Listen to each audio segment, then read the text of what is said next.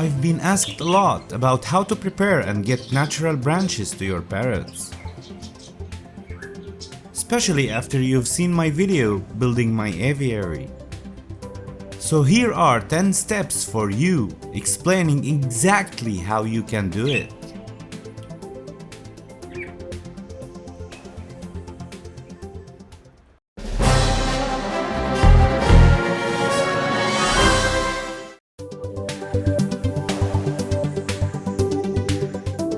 First step, finding a tree. The best is finding the tree in your garden or someone else's garden. Could be your friend, a relative, or someone you know who doesn't mind if you take a couple of branches to your parrots. Now if you notice, I keep saying parrots and not budgies, and the reason is, this can be applied to all type of parrots, and not only budgies. But depending on your location and your local laws, make sure you are allowed to cut some of the tree branches off so you don't get in trouble. After finding the tree, the next step, choosing a tree. And for that, we need to look at two things. One, is the tree safe or toxic to your parrots? And for that, I will keep a link in the description where I wrote about every single tree I can think of. If it is safe or toxic. Just go to that link and search in that page the name of the tree you are looking for.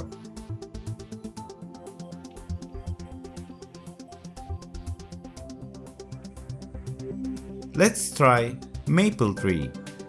First one to appear is red maple, and it is toxic because all the wood in the red color means it's toxic. However, you can see there are 3 maples found.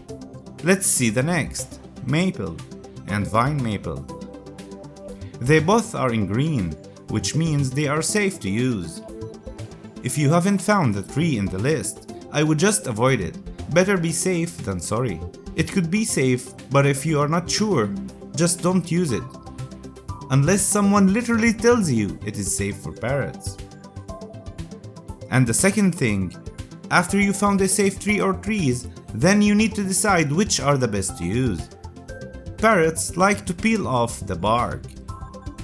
But be aware, as some branches have toxic bark, so you don't want to use that. And there are softwood and hardwood. Which one are you looking for? Softwood probably won't last as long, as your parrots will chew on it until they totally rip it off. If you can't afford to keep looking every couple of months, then maybe your best option is hardwood, especially if you have bigger parrots.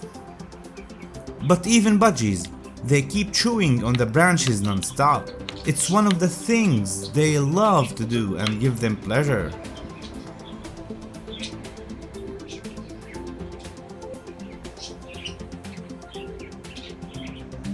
Then, step 3, the tree condition. If it is in your garden or someone's you know, make sure it is not treated with chemicals and pesticides. If you know a tree has been treated, I would just not use it at all. Why risk it? For this one, it depends on many factors. How big of a cage you have? Which type of parrot do you have? Smaller parrots like budgies need smaller branches, but it is not crucial to give them small branches. As you can see, I have big ones in my cage, but for bigger parrots, you can't just give them small branches that they won't even hold the parrot's weight. And also big parrots would just break the small branches within minutes when chewing on them. So, depending on your parrot's type and how big of a cage you have, you can decide which branches are best for you. For me, I have so many different sizes, and that's because I have a big cage that can have a lot of different sizes and types. I even have different tree types. Now from step 5 to 8, it is the preparation of the branches. Let's start with step 5, stripping it off from leaves. This step is straightforward, just take the leaves off. You don't have to do that, however, if you choose to keep the leaves, make sure they are safe. And if they are safe, Actually, the foliage of a bird-safe tree can keep them stripping bark and leaves for hours, and it provides lots of foraging adventure. Step 6. Washing the branches. This step is only needed if you stripped off the leaves. If you kept the leaves, then you should only use vinegar to wash the leaves off.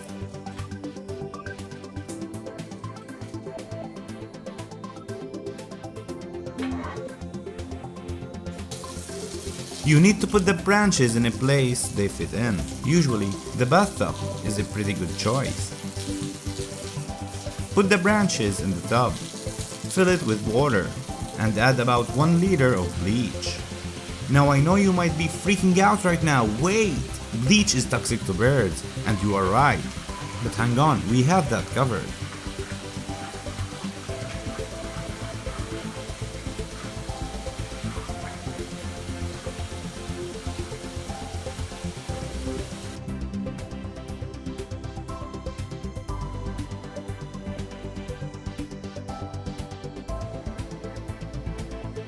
After soaking your branches in the tub, I usually do that for 24 hours. Then you want to rinse the branches and let them soak in clean water for about an additional hour.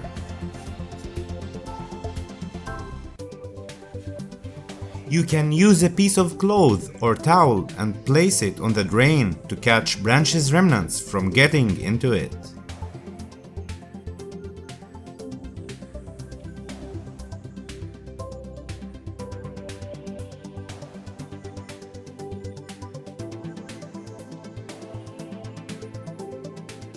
Then step 7. Baking. Depending on step 5 and 6, this step is important if you used vinegar to clean the branches and didn't remove the bark. Set the oven on 200 degrees Fahrenheit or 95 Celsius. This will help kill anything that survived the vinegar. If your branches are too big to fit in the oven, then you can break them down to smaller pieces so they would fit in the oven. Step 8. The sun. We have already talked in the previous video about the sun benefits, and one of the benefits mentioned was the cleaning part the sun does. If you haven't watched that video, I'll keep a link in the description. The sun has powerful bacteria killing properties. This is a very important step that you shouldn't skip. The UV rays in the sun will also eliminate any bleach residue left on the branch. Find a place that has direct sunlight on it for most of the day, and keep the branches there for a couple of days. For me, I go on the roof, and as you can see, although most of it has shadow because of the building next to me, but I keep them in a place that it has sun most of the daytime. Step 9. Deciding where do you want to hang the branches. I put them horizontally to give my birds space to fly. The way I do it, I keep distance between one branch and another, so the bird can fly and not get interrupted mid-flight due to crowded perches in the cage. I also make sure they are all placed horizontally, meaning at the part of the cage that is narrow, and not from end to end, where it has all the length, so my bird can actually fly. And finally, the 10th and last step, how to hang the branches. Well, there are a couple of ways. What I do is, I just compress the branches between the two sides, without too much pressure to break, but enough pressure so they don't move. It is easy for me to do that because I have small parrots. Budgies can't really take the branch off of its place. However, if you have bigger parrots, you can use stainless steel wires to tie the branches.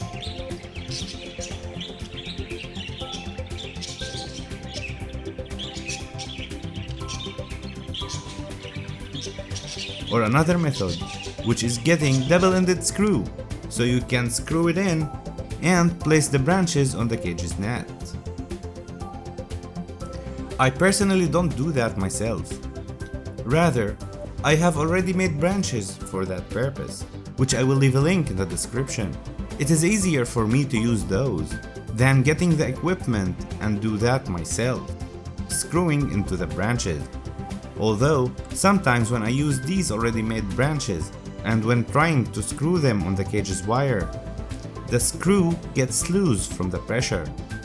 An easy fix for me to solve it. I use super glue. I glue the screw into the branch.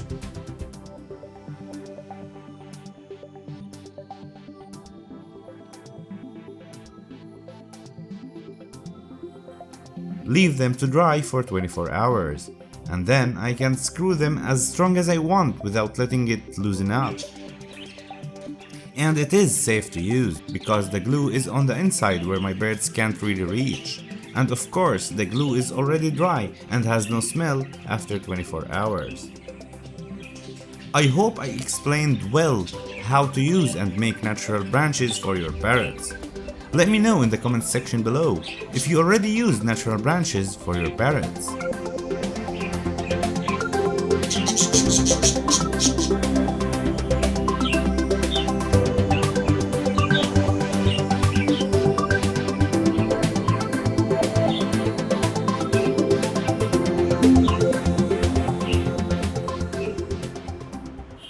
For more about budgies, make sure to subscribe to the channel if you are watching this video from YouTube and hit the bell icon to get notified when the next video is up.